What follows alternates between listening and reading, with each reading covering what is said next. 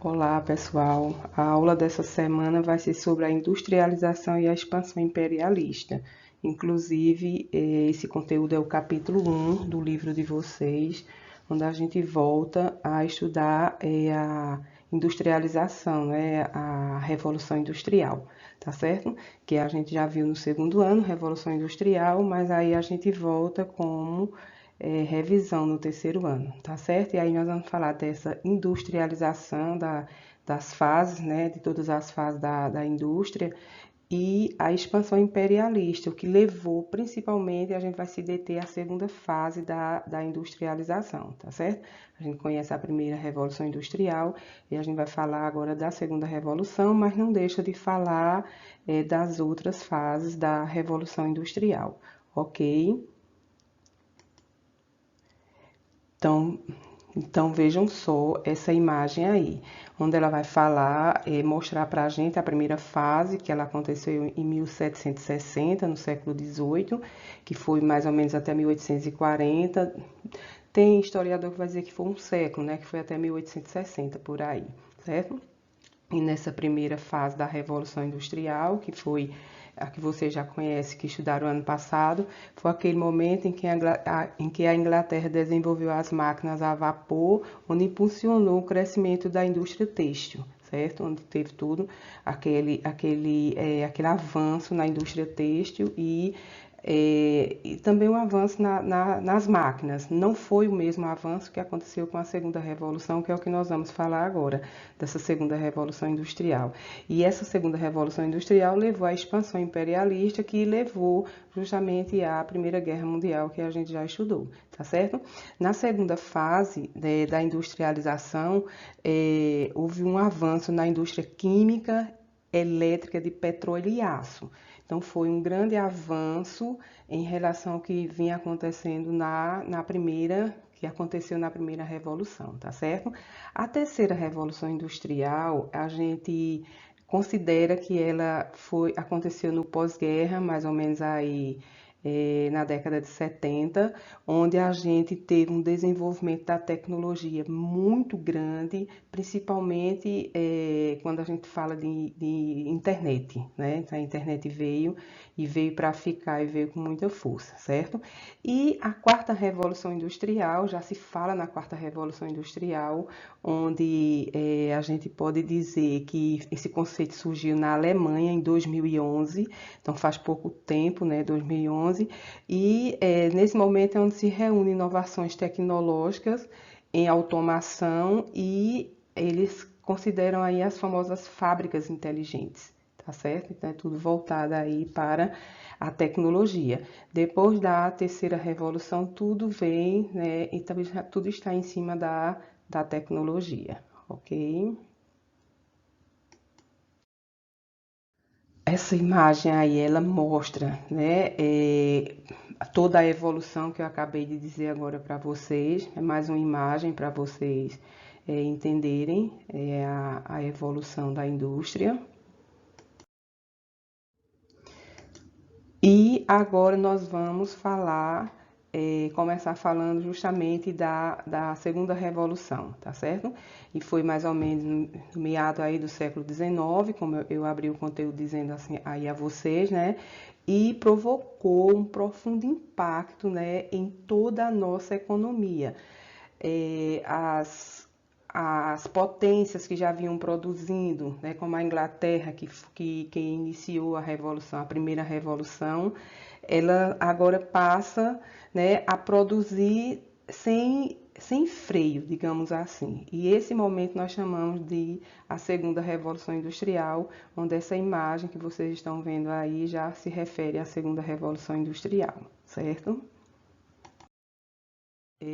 Dando continuidade, né, a essa expansão da indústria, o que levou, né, a essa expansão, porque em tão pouco tempo, porque foi menos de um século, se a gente analisar, né, o tempo foi menos de um século, o que levou a essa grande expansão? A Bélgica, por exemplo, ela tinha muitos investimentos, né, e investiu pesado no carvão e em ferro, que é importantíssimo para para a indústria. A França, que durante o governo de Napoleão III, ele investiu pesado nas cobranças de impostos sobre os produtos industrializados e importados, e aí vai valorizar esse produto, ou seja, essa nova fase aí da industrialização. A Itália, como vocês sabem, que se unificou tardiamente, tanto ela quanto a Alemanha, após a sua unificação, ela começa a desenvolver a indústria e esse seu desenvolvimento vai justamente lá para o norte, né, da Itália. A Alemanha também, após a unificação, começa a produzir aços e produtos químicos como ninguém. Inclusive, os ingleses ficavam se questionando como era que a Alemanha vendia tanto e produzia tanto sem estar naquela famosa rodada da pizza, que eu mostrava para vocês, inclusive, aqui a imagem de fundo que nós estamos vendo, né, que é a divisão, eles dividindo o mundo entre eles, né?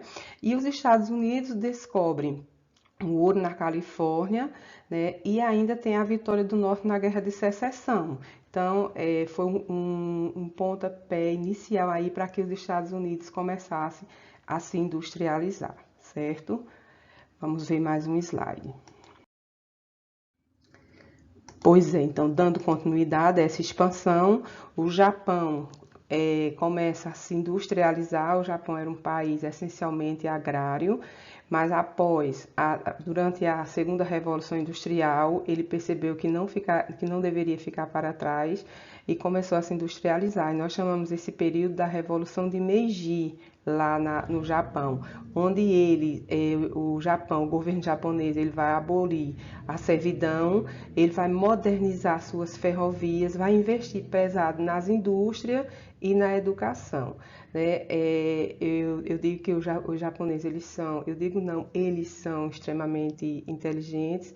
Nesse momento, eles sabiam que investir em educação era a melhor forma para que eles pudessem entrar na corrida imperialista, que foi o que aconteceu, e eles já faziam intercâmbio com seus estudantes nesse momento, para que eles pudessem ir para os países industrializados, ver como acontecia lá, aprender e trazer o conhecimento para dentro do seu país. Então, nós chamamos isso a Revolução de Meiji, e por isso que há a expansão da indústria. E a indústria começa se expandindo por tudo quanto é parte. Sabe? Veja que na primeira Revolução ela vai se concentrar ali na Europa, ou seja, e a Inglaterra é quem vai ter essa concentração. E depois passa para o restante de vários países e principalmente para outros continentes. Certo? Essa imagem aqui é uma imagem da Revolução de Meiji, certo? Continuando, quais as características da segunda Revolução Industrial? Como eu disse a vocês, a gente ia se concentrar na segunda Revolução Industrial, que é justamente o capítulo do livro, né? Então, as características estão aqui, ó. Matéria-prima, como o aço, que foi de suma importância aí para a segunda revolução, para a segunda revolução. A energia, no caso, a eletricidade, né, que vem aí o dínamo, que eu até deixei aí para vocês verem, que é um gerador de eletricidade destinado a transformar a energia mecânica em energia elétrica. O petróleo, né, que por causa do petróleo vem a invenção do motor de combustão interna, e aí a gente tem essa imagem aí, que é a imagem do dínamo, e aí a gente vai ter esse avanço na segunda Revolução Industrial. E a partir eu digo que a gente avançou demais na primeira, mas na segunda Revolução o avanço foi extraordinário e a gente não parou mais de avançar na área industrial, certo?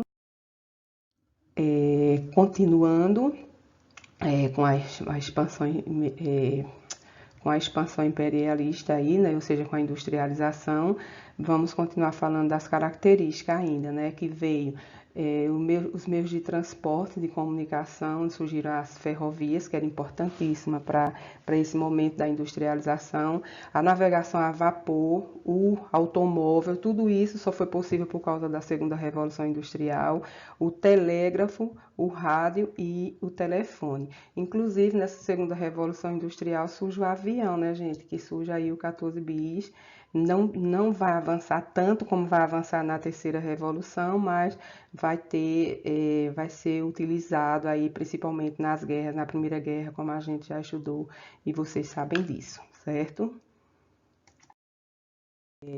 Continuando, né, aí mostrando aí mais uma imagem a vocês dos meios de comunicação, e eu não podia deixar de falar para vocês do telefone e de Alexandre Graham Bell, que foi foi o inventor, né? Tem Antônio Meucci, mas a gente sabe que toda a atribuição da invenção ficou para Graham Bell, certo? Do telefone, foi de suma importância aí para esse momento da segunda revolução industrial.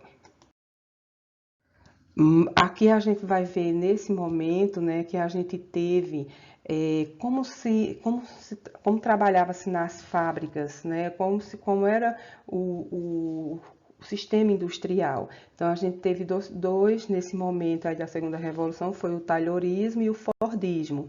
O taylorismo, como era que digamos assim, como eles se comportavam dentro da área industrial.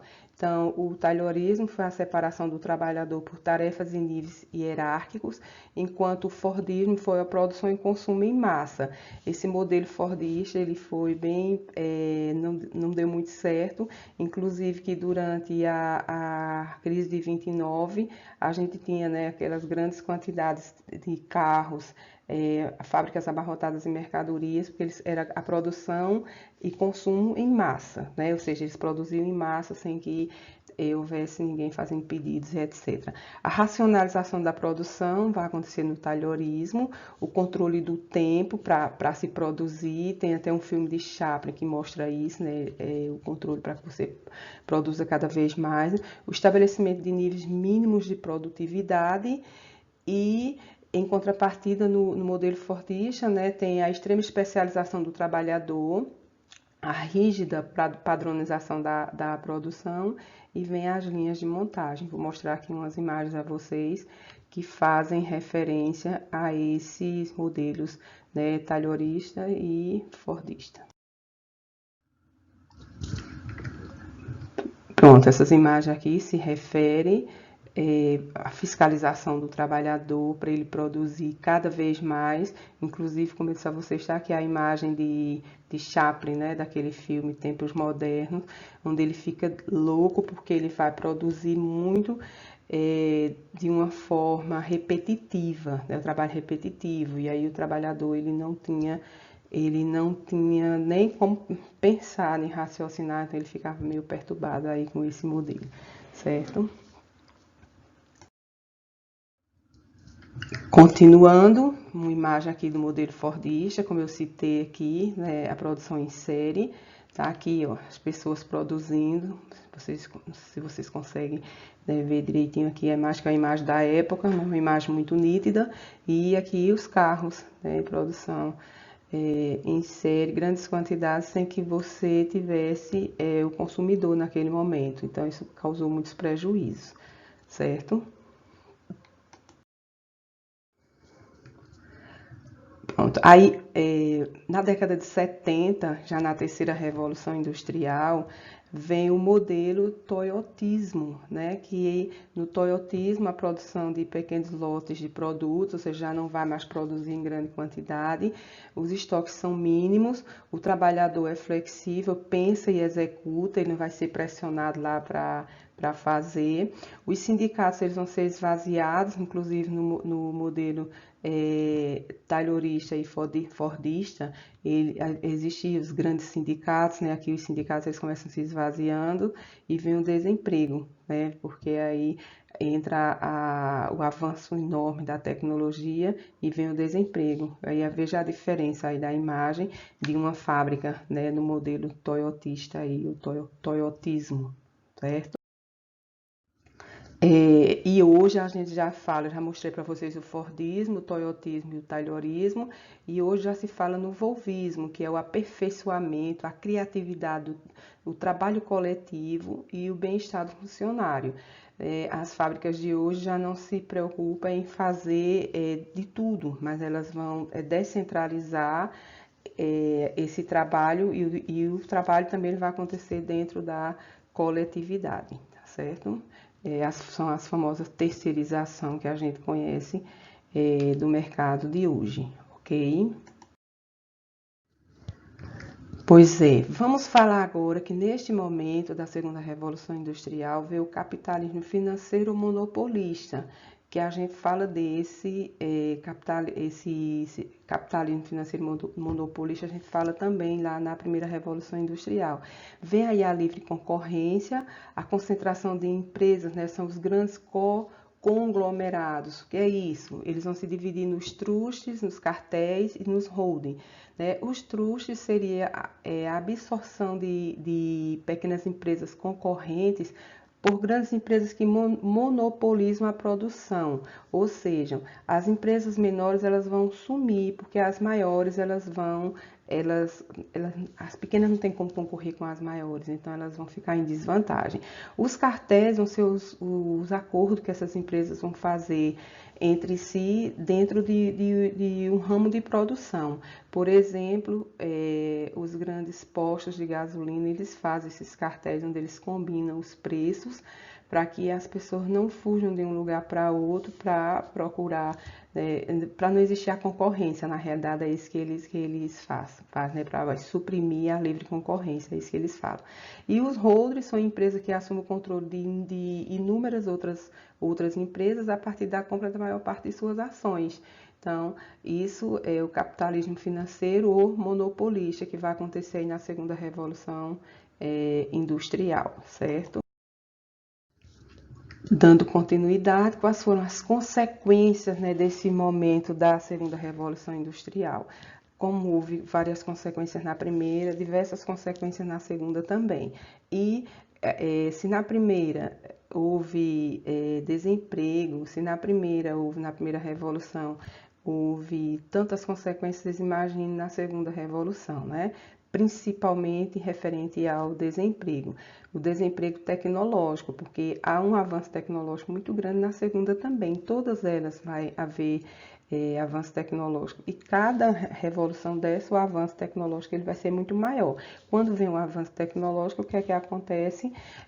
As pessoas que não estão bem preparadas, que não estão prontas para esse mercado, elas vão ficando de fora e aí vem o desemprego, tá certo? Então, o desemprego tecnológico, o inchaço das cidades europeias vai acontecer nesse momento, porque muitas pessoas vão sair da zona rural, por isso vai ter o êxodo rural, em busca de emprego e chega na cidade, não vão encontrar emprego e fica, né, o inchaço urbano.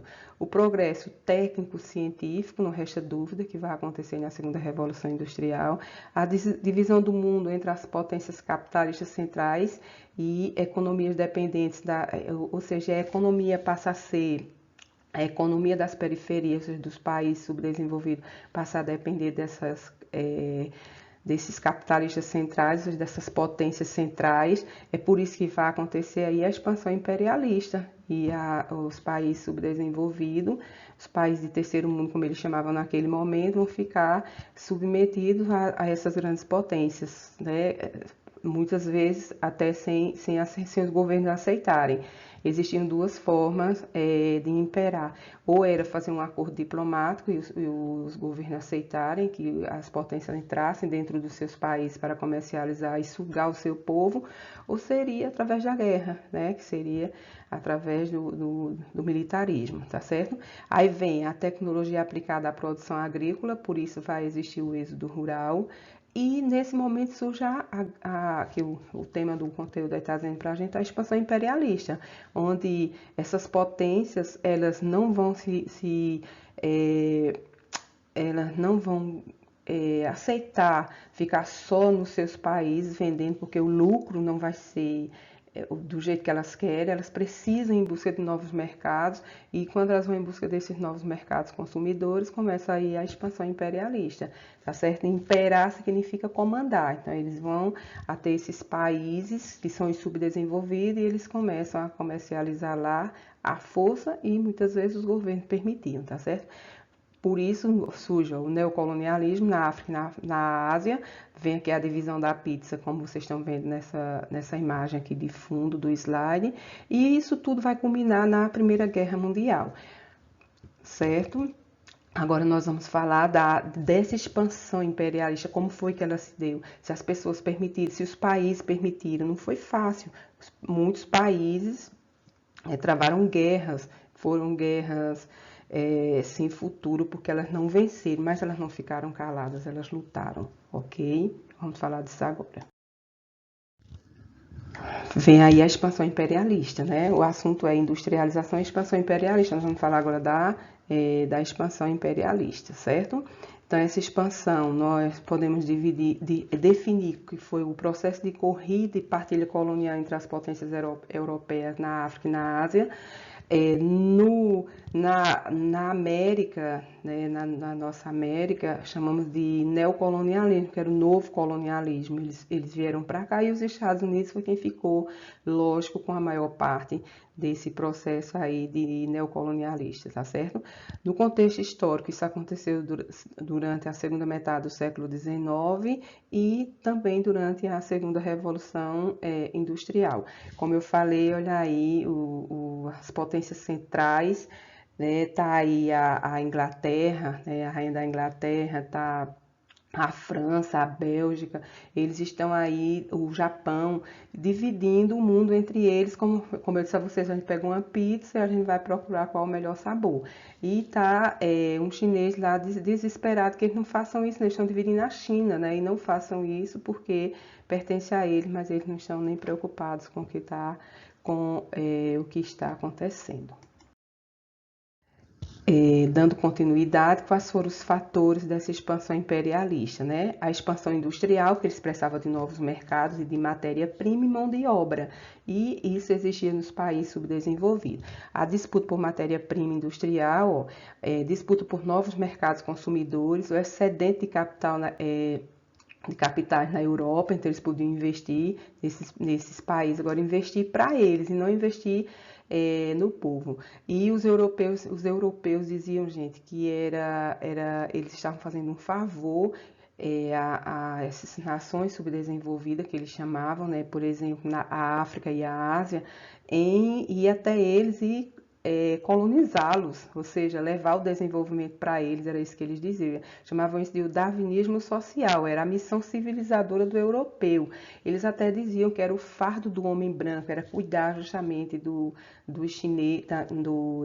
asiáticos, né, de todos os países da Ásia, e de todos, entre aspas, porque o Japão já estava nessa corrida imperialista, né, mas a maioria e dos africanos, tá certo? Então, vem aí o crescimento demográfico europeu que fez com que eles levassem eles esse processo de imperialista e a mão de obra militar também, que foi importantíssima para que eles pudessem invadir novos países e começar países.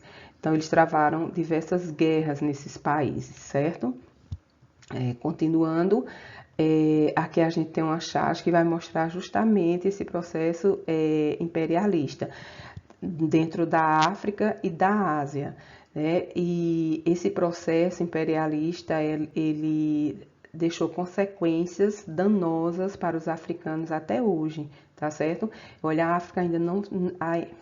África ainda sofre sérias consequências com a sua dominação, ou seja, isso aconteceu, veja, na metade do século XIX, nós já estamos no século XXI e os africanos e os asiáticos ainda sofrem, e a gente também, aqui da América, sofre com as consequências desse processo imperialista. Porém, o pensamento de que o negro é inferior não permaneceu apenas na África. Os americanos, afrodescendentes, tiveram de enfrentar uma série de leis segregacionistas até 1969. Os Estados Unidos mesmo, a gente sabe que enfrentou todo um processo segregacionista e que enfrenta até hoje, a gente vê a luta aí pela igualdade racial no mundo. Então, tudo isso surgiu aí nesse período aí do imperialismo, tá certo? E eles estão aqui dividindo a África, e veja o que é que eles vão dizer, que são as potências centrais, né? Vamos ver como é que a gente divide isso. Aí, essa região aqui é minha, e eu vi primeiro, ver o que é que ele vai dizer. Aí, o outro vai dizer, eu quero um onde passe rio. Se não for pedir demais, eu gostaria dessa com lagos e montanhas. Vejam, então eles estão dividindo o mundo, a África, na realidade aqui não é o mundo, é a África, o continente africano entre eles, como se eles, as pessoas que estivessem lá, não tivessem direito a usufruir, ou falar, ou questionar, porque tudo isso estava acontecendo, tá certo? Não tinha, porque eles se sentiam os donos do mundo. Era assim que as nações imperialistas, por ser ricas, por ser dono donos e donas do poder econômico, poder militar, poder cultural, porque eles impunham isso também, né, se sentia no direito de fazer isso com essas nações. Então, foi um processo bem difícil dentro da nossa história, e a industrialização levou a isso, veja, ou seja, o avanço da industrialização levou ao processo de expansão imperialista, certo? Dando continuidade, como eu disse a vocês, os países não ficaram de boa, como vocês citam, reclamaram, questionaram, brigaram e teve várias revoltas. Na Índia teve a revolta dos Cipaios, foi em 1857, que foi uma briga entre a Índia e a Inglaterra. A Inglaterra vai estar em todas, porque a Inglaterra, né, era a maior potência, mesmo na Segunda Revolução, continuava sendo a maior potência. Nesse momento teve o que foi a revolta dos Cipais, né? Foi uma revolta dos nativos que serviam no exército colonial ou na Companhia Britânica das Índias Orientais contra a ocupação britânica dentro dos seus países.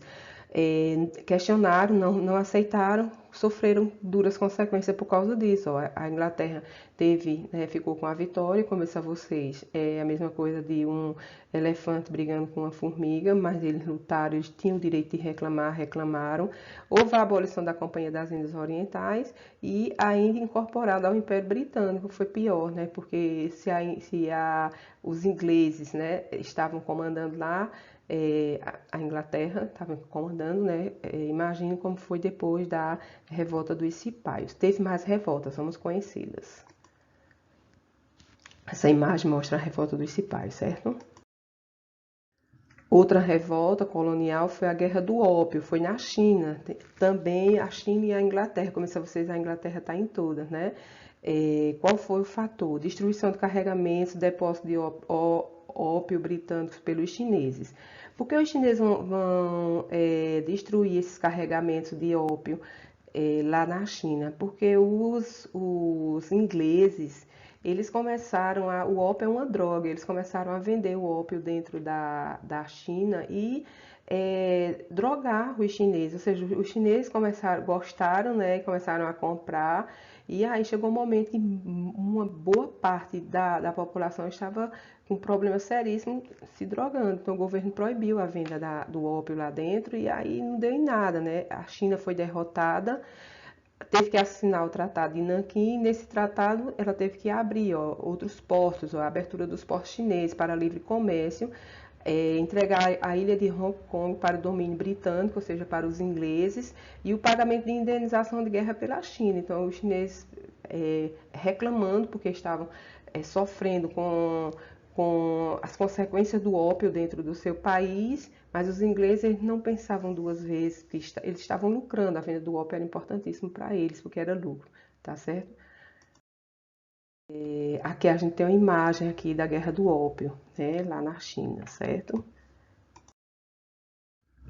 Mais revoltas dos boxes também foi na China, contra a Inglaterra, a França, a Rússia e o Japão. Quantos estavam lá dentro da China, né?